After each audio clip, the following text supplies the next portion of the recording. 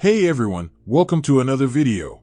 Today we're going to cover issue number 4 of the Uncanny Avengers, which was written by Jerry Duggan. But before we dive into the story, I want to ask you a favor. If you enjoy this video, please leave a like and a comment to help the channel grow. So with that said, this issue opens with Dr. Stasis giving a lecture at Empire State University. And during his lecture, a voice calls out from the crowd with a direct question towards him. The question was, if he was at the Hellfire Gala, the night of the mutant massacre. Because according to this mysterious person, they had a direct quote from him stating that all the humans were dead by the time Orchis had arrived. And because of that statement, the mysterious man asked if he would like to amend that quote. So with that out there, Dr. Stasis immediately switched from teacher to Orchis higher up, and replied with "Who wants to know?" And that is when we find out that the person who wants to know was Ben Urich. And by the looks of it, he was not backing down. So with all eyes on Dr. Stasis, he immediately packed up his belongings and made his way directly to the nearest door, with Ben Urich hot on his trail. And right before Dr. Stasis made his way outside, he made an off-the-cuff comment by saying, "You can't seriously be taking a mutant's word to heart."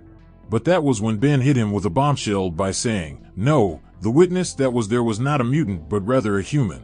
Now this was something Dr. Stasis didn't see coming, because Stasis quickly turned around and lost his composure and threatened Ben before taking off in his limo. Now following that interaction, we skip over to Camp Lehigh with the Mutant Liberation Front. And when we get there, we see the false Captain Krakoa telling his team that he is going on a mission that he must attend to, and if for any reason he doesn't make it back, it is probably because he died taking out the Orchis' space station.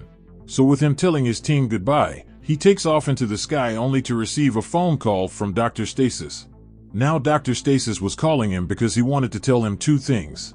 A, he wanted to know why he needed a nuclear bomb. And B, he wanted to inform him that there was a person asking about his identity.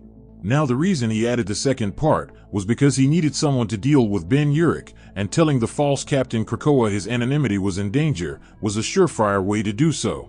So with Captain Krakoa in the wind, we transition back to the base with the Unity Squad arriving on the scene fully prepared to take out the Mutant Liberation Front. So with the battle about to start, the Black Widow snuck up behind Wildside and was moments away from putting 2 in his head until Wildside activated his mutant ability. Now his mutant ability allowed him to crack the brain open of his enemies and pull out their worst memories to mentally break them down. But little did Wildside know, tricks like that was nothing to our trained assassin, because, despite his ability taking effect, the Black Widow just laughed it off and still shot him several times in the chest. So with Wildside out of commission, Penance entered the battle and put her foot on his chest and proceeded to ask where they were keeping the nukes. And after Wildside still refused to tell, Psylocke took it upon herself to go within his mind in hopes of forcing out the information. But unfortunately, Wildside had no knowledge of the weapon's location, so with one down, the blob came out of nowhere and was about to land on our two heroes when Cap ran interference on the play and blocked the attack with his shield head-on. And within that brief moment of contact, Cap tries his best to convince Blob that he is a good soldier fighting on the wrong team. And just to drive the point home, Rogue doubles down on the conversation by asking if Blob truly believes that Cyclops is in that suit. And if Duke was being completely honest with himself, he would have to agree, cause deep down he doesn't believe Captain Krakoa is who he says he is.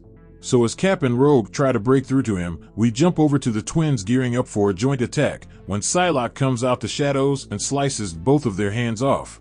So as the twins' blood sprayed through the air, Psylocke walked away unfazed by the carnage. Now she was so badass that she walked away fully aware that at any moment she could enter their minds and telepathically cut off their ability to feel pain.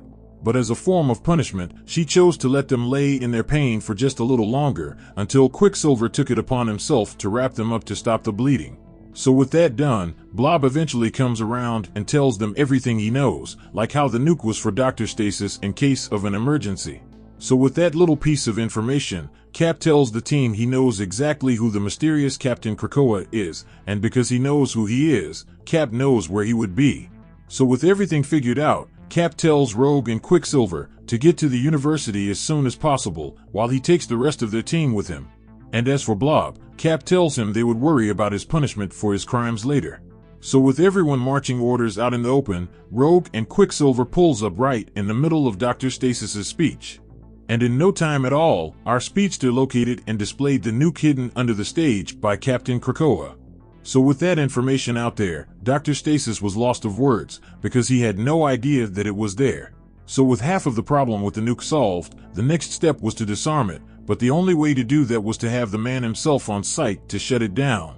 Now with the newest problem rearing its ugly head, we jump over to the Daily Bugle with Ben Urich sitting down reading the newspaper until out of nowhere Captain Krakoa comes flying through the window in an attempt to take his life.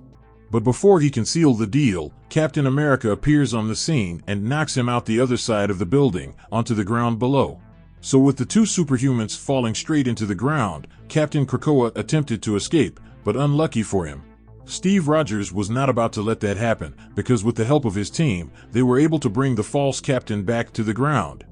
And just like that, the battle was on in earnest. So with everything heating up, Captain America launches his shield directly at the adversary. But with inhuman reflexes, he was able to catch said shield and send it right back. But this time hitting several of the heroes, taking them out of the battle. So with Cap and Deadpool being the only two remaining, Deadpool proceeded to open fire on the imposter only to be met with a direct shot to the stomach, which split him directly in half, also ending his input in the battle as well. So with only two people remaining, both Captain America and Captain Krakoa proceeded to trade thunderous blows back and forth, until eventually, Cap was able to smash the imposter's helmet, which revealed Hydro Cap beneath it. So with his identity officially revealed, I got to say I think everyone's seen it coming. But anyway, with that said, issue number 4 of Uncanny Avengers comes to an end. Now, down in the comment section below, let me your thoughts about this issue and what predictions you could have moving forward. So with that established, I hope you enjoyed this video, and please don't forget to leave a like and a comment if you want to see more videos like this. Thank you for watching, and I'll see you in the next video.